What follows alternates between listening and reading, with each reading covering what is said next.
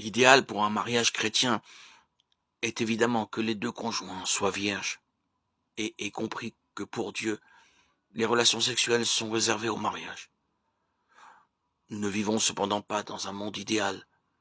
Une personne issue d'une famille chrétienne qui se sera préservée depuis son enfance voudra peut-être épouser quelqu'un qui n'aura été sauvé que vers les 20 ou 30 ans, voire plus tard, et apportera avec lui dans son mariage un passé vécu selon les normes de ce monde.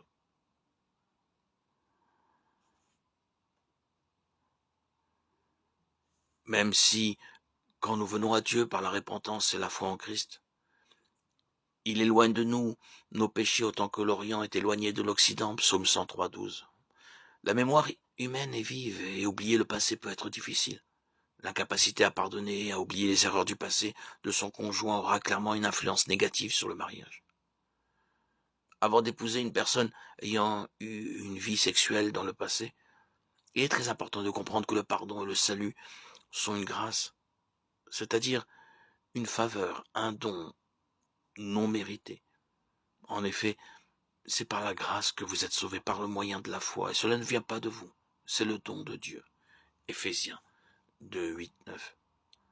Quand nous comprenons ce qu'est réellement le pardon, nous voyons nous-mêmes à travers les yeux de Dieu et prenons conscience de son amour pour nous, ce qui nous aide à pardonner aux autres.